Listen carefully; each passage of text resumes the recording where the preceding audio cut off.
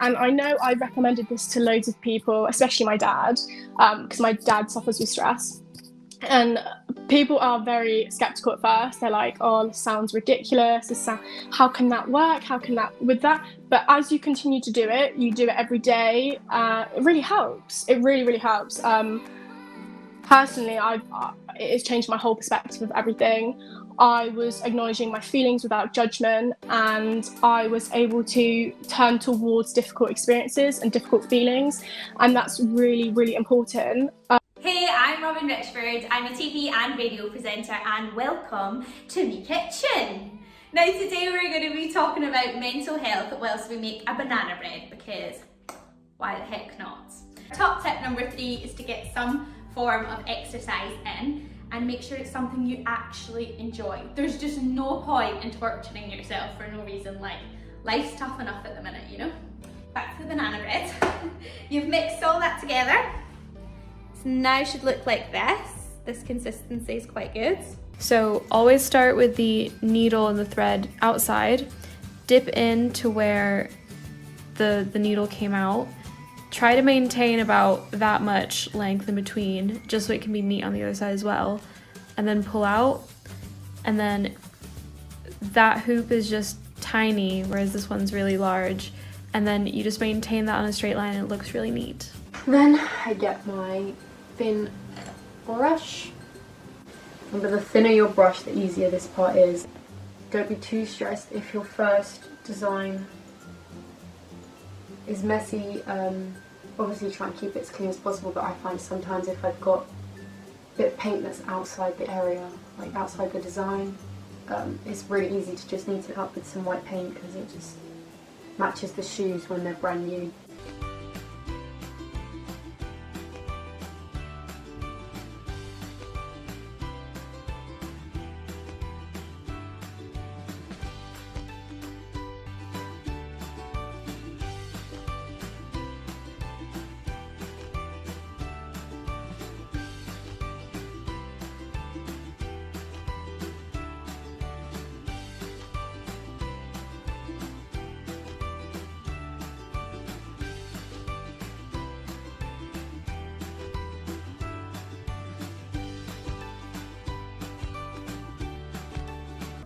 And put some green on it, like this, center of eye again, and then just try to blend them in with the pink in circular motion again.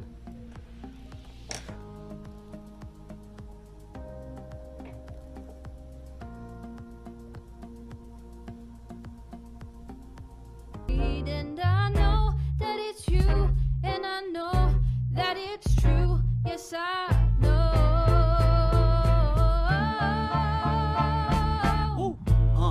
It's never, I say it's never been done before, say it's never been done before, say it's never been, no, I say it's never, no, it's never been done before, say it's never been done before, say it's never. Nothing different in your part, no, I never saw you that way, and I felt it in my gut. I always knew to push it over. Swear I saw the judging eyes, but you never did the same. No. Now all this is gonna do is make me wanna back from there.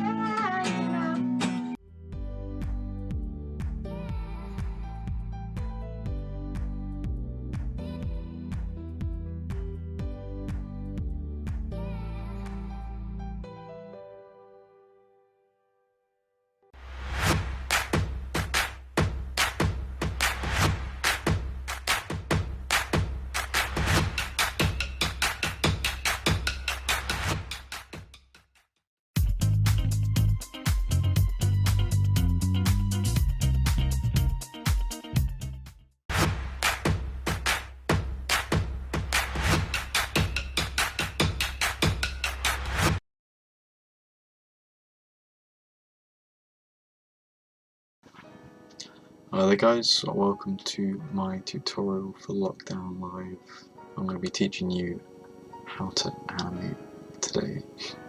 I went to uni for animation, did a 3-year course, so hopefully I'm fairly qualified to teach a bit of animation. We're just going to be covering the basics today, nothing too serious, but you know, hopefully you enjoy. Thanks for watching.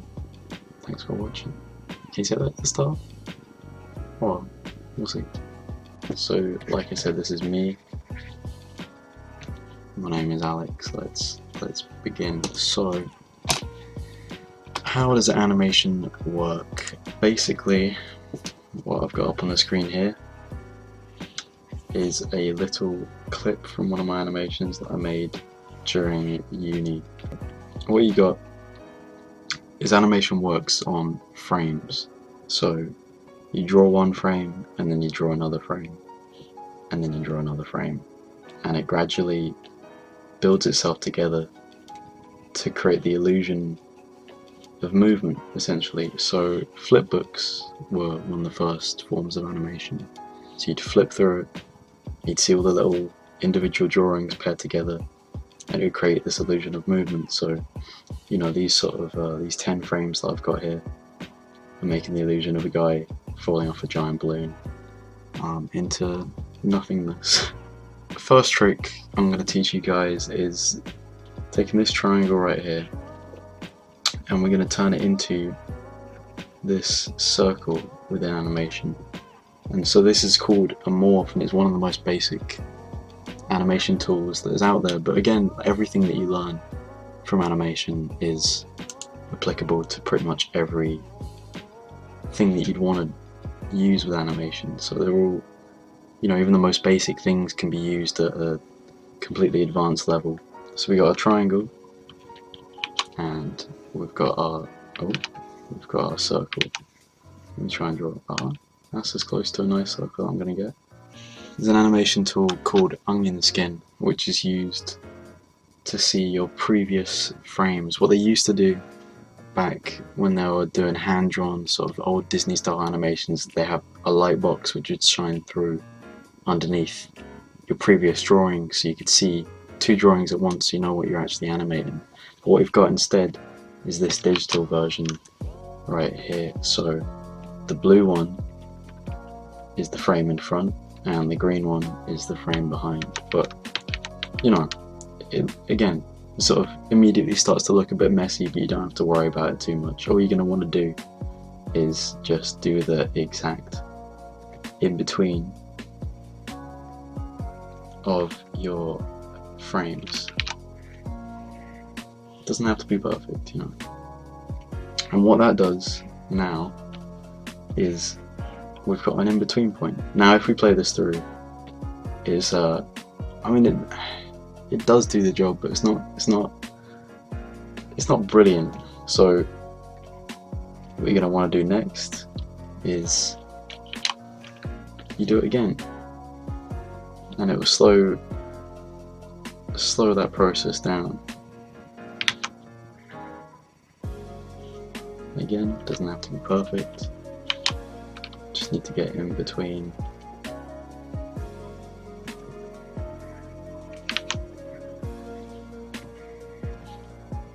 So now it's looking a little bit more like it, and eventually you'll end up with a nice smooth transition like this, which you know, it's doing exactly what we set out to do. Obviously I coloured this one in so it looks prettier, so a little cheap, but essentially I've got, you know, again a total of 10 frames here. Each, you know, it's just slowly going from one bit to the other, just by that same method of doing the half, the in-between of 2, and then doing the in-between of 2 more. And you know, you get there.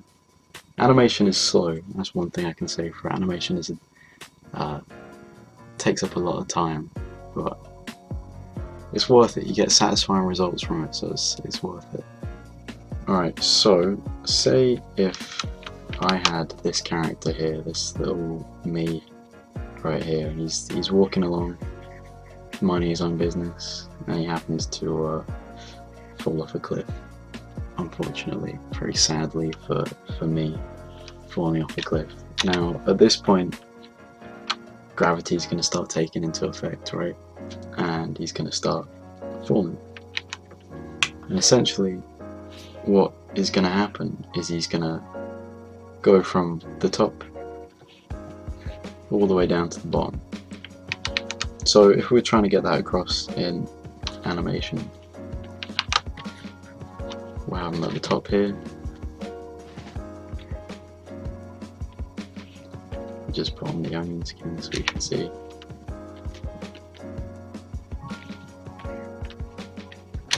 So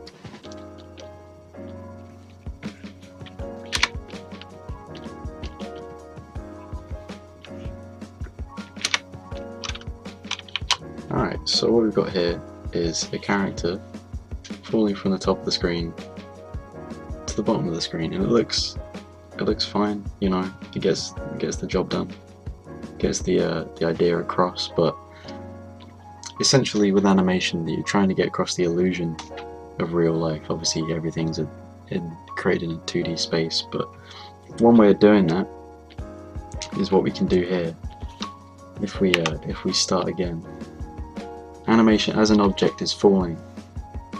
Obviously it's increasing in acceleration, so the closer or the longer it falls for, the faster it's going to be getting. So if we put the next frame here, and then if we space the frame after that out, obviously we can see where the last frame is here. We can space it slightly further away, and then this one again slightly further away from the last one. And essentially what that does is it creates the illusion that the object is speeding up. So he sort of starts out a bit slow. We can even exaggerate this, and animation is all about exaggeration, by putting in 2 frames at the start so that he slowly starts to fall. So you see there, he sort of starts out super slowly and then drops down incredibly quickly to his, you know, impending doom, which is a shame, but I'm sure he'll get over it. Basically this is really useful because when you're animating something you can give it those illusions. So for example, if I'm animating a bouncing ball, so the ball's gonna, you know, it's gonna act how a normal ball acts. So it's gonna come down, it's gonna bounce on the ground here, it's gonna go back up again, maybe a bit higher than that, it's gonna go back up again, bounce on the ground here, bounce, and then bounce, and then probably roll a bit in that direction. So we can now, using the knowledge that we've learned, just put a bit of ground in, we can now work out how to animate a bouncing ball. Grab our brush and we draw a circle. Now we're only going to need one drawing of a circle for this. So you got your ball here, and we want it to follow this arc and bounce around. So let's put on our onion skin. So obviously it's going to start out slowly because, like we learned in the last one, it's just at the beginning of its acceleration, but it's still following that curve going around. So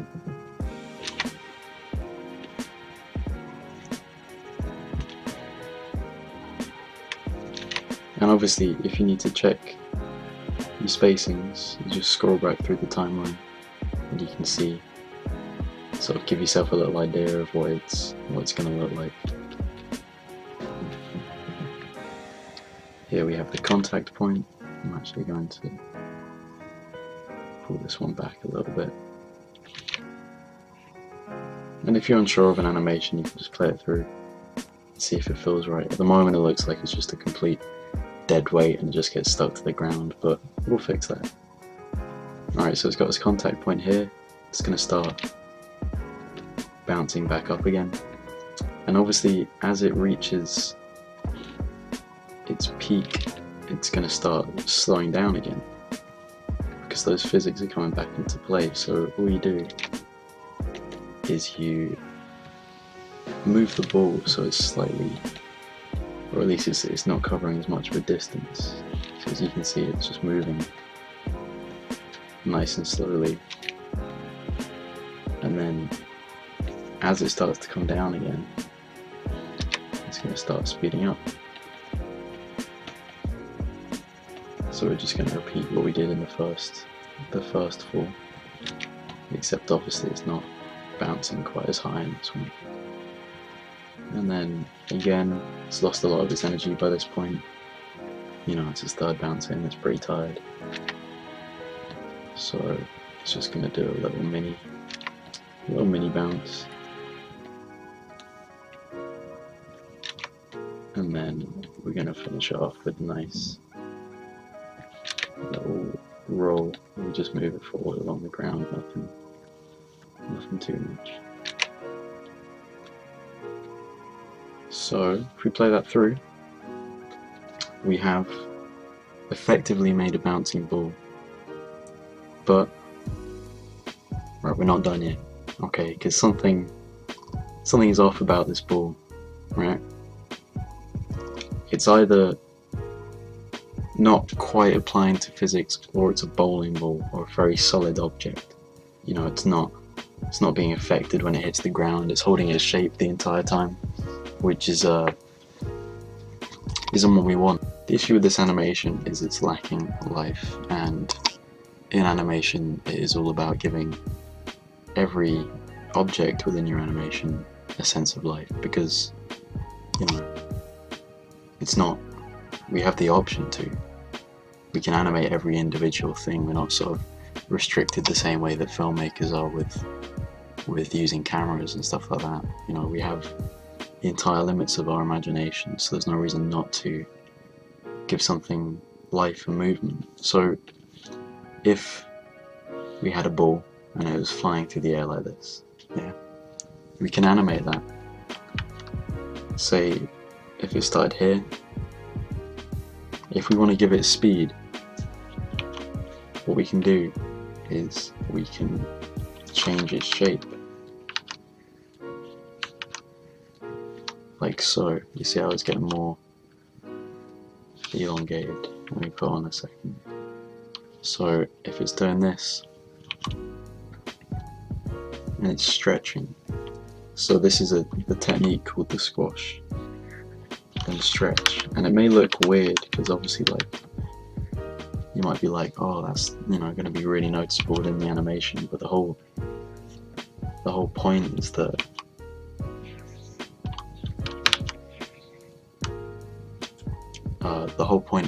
you know, you're not gonna be noticing it. Animation's about creating illusions.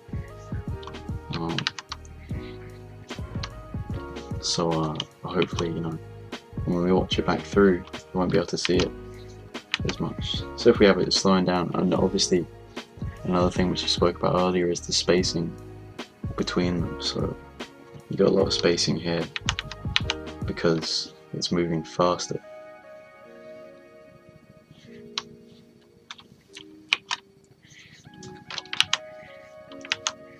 Alright, so if we have it slowing down to a stop here, like so. So if we play this through, obviously it's a little bit rough, but what it's doing is you don't really, because these frames are happening so quickly, you know, there's 24 frames happening in a second, and these are drawn on every other frame, is it just looks like it's moving quickly. It's like almost giving it motion blur. It's giving us the illusion that the ball is traveling very quickly, and what we can do is we can apply that to our bouncing ball animation. So these are 2 frames that I've started already. What we're going to do is, as it speeds up, we're going to give it more spacing to give it that illusion of speed, and we're going to stretch it. And sorry, it takes me a couple of attempts to draw any nice looking circles or ovals, whatever you want to call them. And so what you're going to get coming up here is the fun part, which is the second part. Whenever you tell an animator that you're stretching something, the thing that goes hand in hand with that is a squash. So when it hits the ground, even though it is a circle, it's going to hit the ground and it's going to squash completely. And sometimes in some animations they squash it so ridiculously out of shape you just don't notice it, because obviously it's playing so quickly. So you got your squash, and then it's gonna, so if you threw a rubber ball at the ground, you wouldn't notice it squash as it hits the ground. But if you ever watch those slow-mo videos where someone hits like a golf ball with a golf club, that's the word, if you hit it with the golf club really hard, it's gonna squash a ridiculous amount before flying off.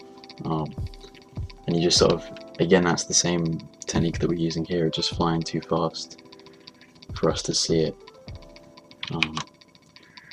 So again, doing the same thing where we're slowing it down when it's reaching the peak, and then we're going to start speeding it up as it's getting towards the ground. And so in this one, the squash is flat because it's hitting the ground. It's falling from all the way up here, so it's hitting the ground with a lot of force, so it's going to squash more. However, over here it will squash slightly less. Let me just check for that. I hope that works. We'll find out when we play it back through. And then again, it's going to bounce up with slightly less force this time. Let me just check it's around the same sort of size. It has shrunk a little bit. I have a tendency to accidentally shrink my frames without realizing. Right, and then this one's just going to be a little bounce just before the roll along the ground. There's barely going to be any sort of squash in this one, or stretch even, because there's no real force being added to it. There's still distance. It's still going to display that it's slowing down and that it's speeding up, but all we're going to do is just draw it slightly disfigured, and then it's going to spring back up a tiny bit, just that little tiny bit above the ground. And then I really hope it's still the same sort of size. It's not, but we'll do with that, that's fine. We'll fix it in post. And then it's just going to roll along the ground a little bit. Just a couple of frames.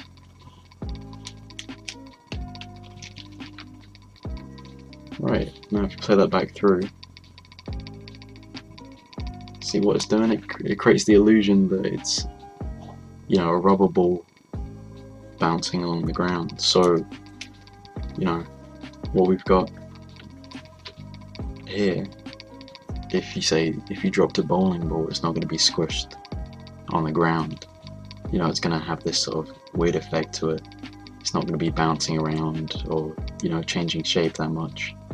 However, with this one, it's changing shape throughout. There's barely any frames that are the same here, and it gives it more life and more character to it. So, if you apply this sort of technique to a character, for instance, it's going to really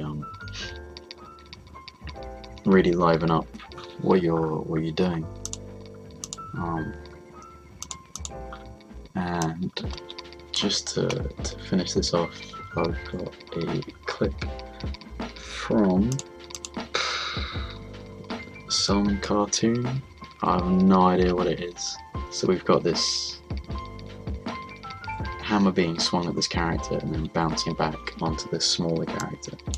And essentially, if I just play it through frame by frame, we've got these, you can see each frame obviously, so we've got this big anticipation So there's 4 frames here before he swings it, and then when he swings, you can already see the hammer starting to stretch around here, and again it's curving and it's stretching, it's changing shape, and even here doesn't look much like a hammer. It's sort of morphing and squishing because of the amount of force that's going behind it, and then bouncing back. So it's bouncing back, smacks him on the head, does another squish. His face as well squishes to compensate, because look at that, you got all these layers from the squash and stretch, and the bounce back, you know, with slightly less of an arc because there's less force.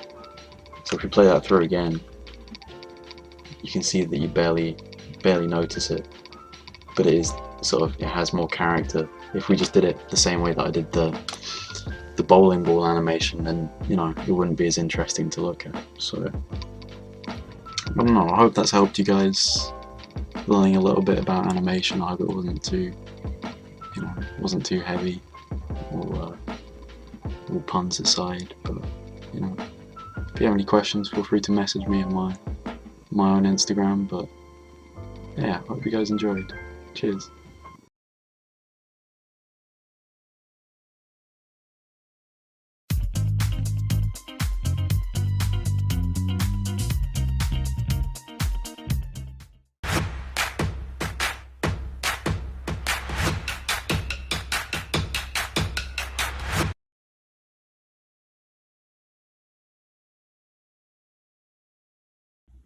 Hey everyone, today we are going to be baking a chocolate cake. So my name is Kate McConnell and Kate is going to be baking a cake. Alright, so this recipe I got from the New York Times, and it's kind of cool because it originated in the Great Depression because of the lack of ingredients like egg or oil and things like that. So it actually calls for mayo for the fat instead of anything else. What's also great about this recipe is that it's a 1 bowl recipe, so all you need is 1 bowl, something to cook it in, the ingredients, and just something to start off with. So the first step is you're gonna start something to boil some kind of liquid. It can be water, it can be coffee, or I think the recipe also said you can use tea. You can do that if you want to. I use coffee because I like coffee, and all those cooking shows always say, like, when you bake a chocolate cake, you gotta add some coffee to it to deepen the flavor or something like that. So we'll see how that works. So it calls for 3/4 cup of a boiling liquid. So just gonna add that to your bowl. And then you're also gonna add, if you wish, it said it's optional, you can add some chocolate chips to it as well. I'm just using whatever we have left in this bag, which I don't think is that much because I've been baking a lot during this quarantine. Next step is to whisk this up until smooth, till it all melts together. And then as that goes, you're going to add the 2/3 cup of mayo.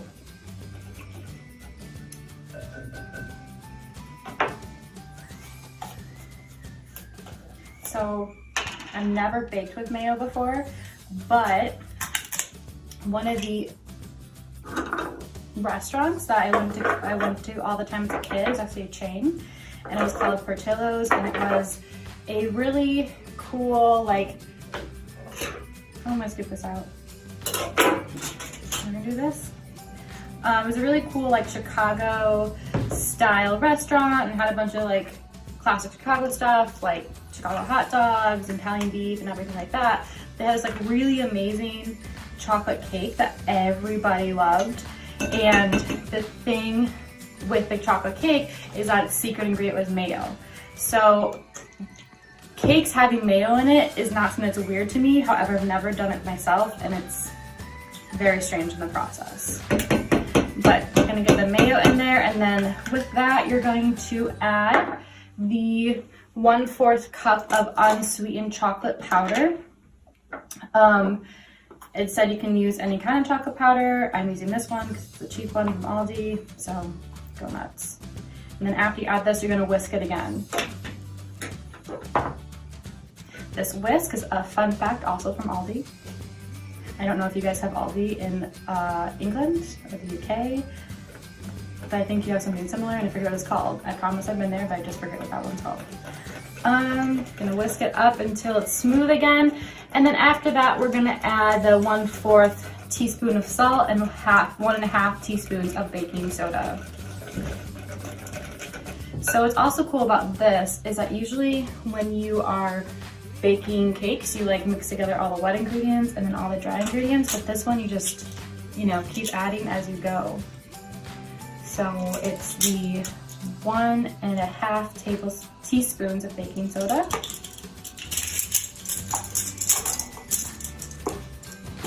Right, soda, okay. Teaspoon. And a half goes in there as well. All right.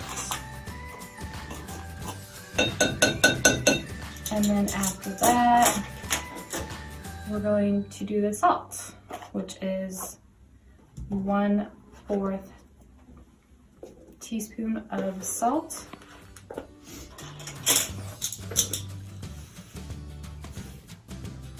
Add in there. Using kosher salt, use whatever you want. Gonna mix that in, and then after this, we're gonna do the 3/4 cup of sugar, and then move on from there. It's looking good already. Hopefully this turns out. How embarrassing would it be if I filmed this whole thing and then it failed?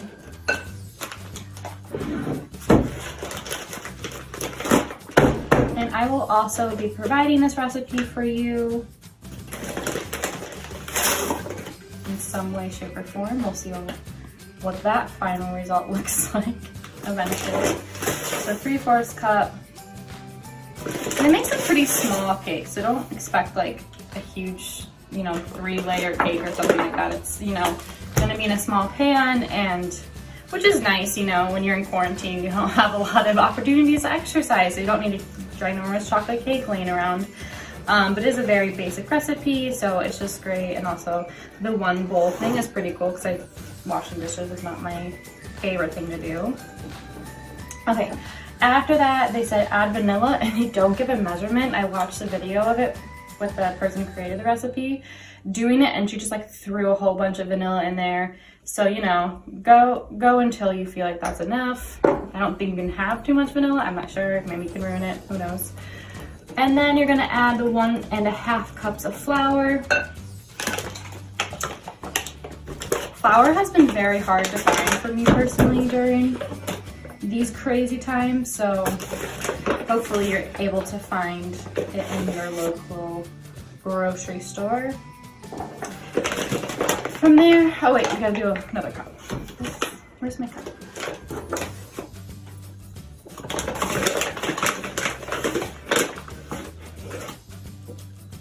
There that is.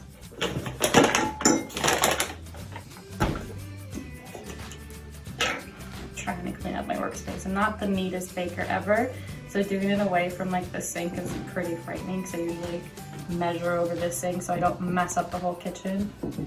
My mom doesn't get mad at me. I'm currently quarantining with my parents up in northern Minnesota. I live in Chicago, but you know, doing the classic millennial thing, and oh no! Oh no, maybe a whisk is gonna, maybe you need a sturdier whisk that's not from Aldi to make this recipe. Oh no, that's so sad. Of course this happens to me. All right. So this is our last step, so that's great. It's mostly mixed in. There may be flour clumps, but this stirring utensil is done. This is actually not the first time a whisk has broke on me. I've broken whisks in the past as well. I don't know if I'm too aggressive when I stir these things, but man, oh man, this is not cool. You're just gonna pour the batter into an 8x8 square baking pan, and you're gonna grease it if you have a glass or a, you know, regular pan. This is a special silicone baking pan, so you don't have to grease it, which is great. But make sure if you do have one, you cut into it, that you don't cut too far, because one of my coworkers, when I brought in banana bread for the office, cut through the bottom of the pan. So, you know, just be careful when you're doing these things. All right, so you're gonna flatten that out, and then you're gonna put it in the oven at 350 for 22 to 40 minutes, depending on the size of your pan. This is gonna be spread pretty thin here. So it's gonna be quite a thin chocolate cake. Looks currently like brownies. This may turn out more like brownies, who knows, but you know, it'll still be chocolatey and delicious. All right, so for the frosting of the cake, we're gonna make a chocolate ganache. We're making a chocolate ganache because I find that's the easiest thing to do, and we don't have to worry about, you know, whipping things with a whisk or anything like that. We've had trouble with whisks. We don't need to do anymore. So to make the ganache, it's a pretty easy recipe. It's just 1 part chocolate chips to a half part. Is that how you do it? Half part? No, 1 part heavy cream to 2 parts chocolate chips. Is that how it works? I'm gonna pretend I know math. But you're gonna measure it out, maybe look up a recipe, don't trust me, and then you're just gonna put it into a saucepan, or I have a double boiler because I am at my parents' house, so I actually have proper cooking utensils. At my own apartment, can't say the same. And then you can also do this in the microwave and heat up the chocolate and the whipping cream by 1 minute increments, and just keep stirring the whole way. The important thing is to incorporate the heavy whipping cream and the chocolate chips by heating it and not burning it. So that's all you have to do.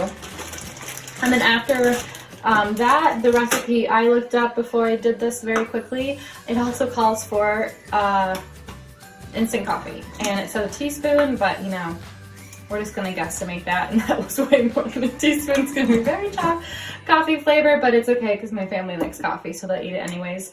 And then you're just gonna mix it up.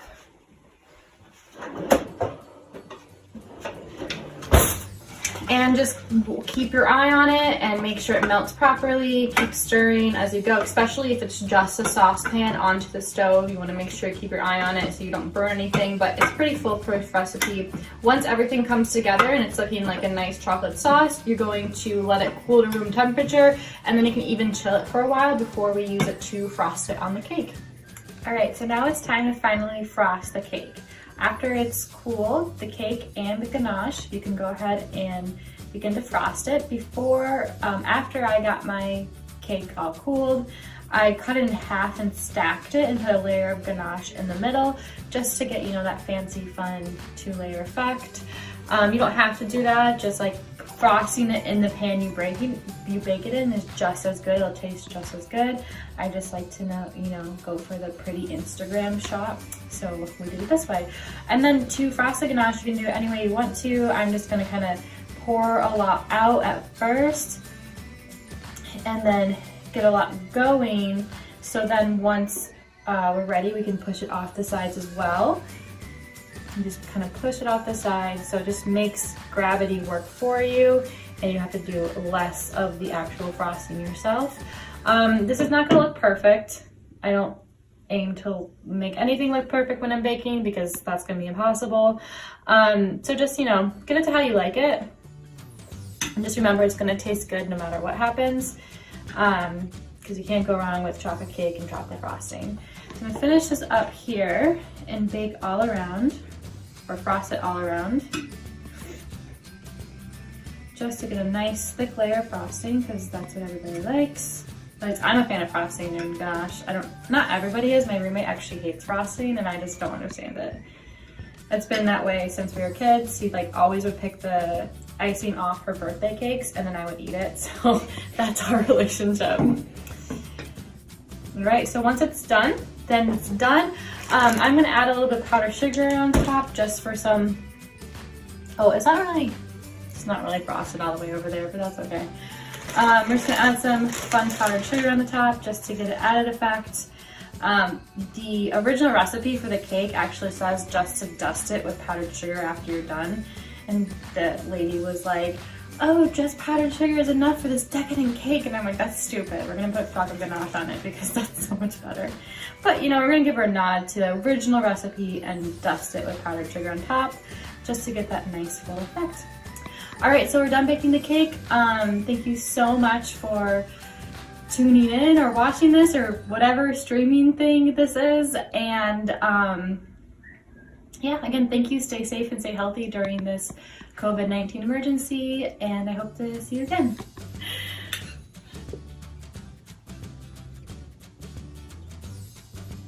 Both so good. So moist. Oh my god. That's surprising.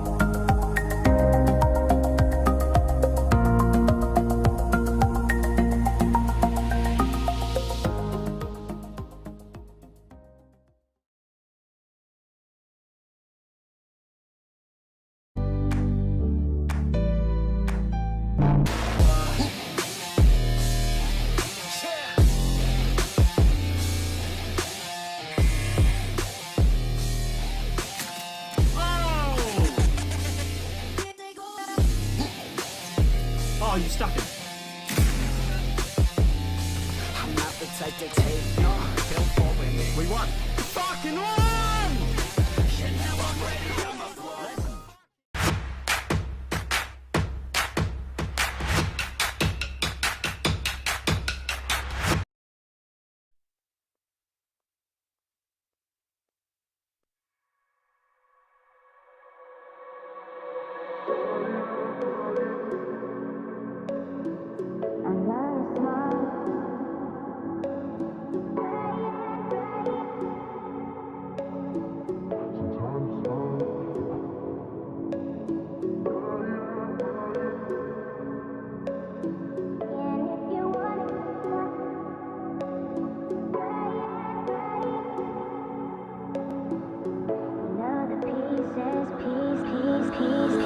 I know you're smart, you spin me round like a knot. You know the pieces of my heart. Sometimes it's fun, you pull my strings one by one until you get me into one. Lately I've been thinking if you want it tough, then let's stay right.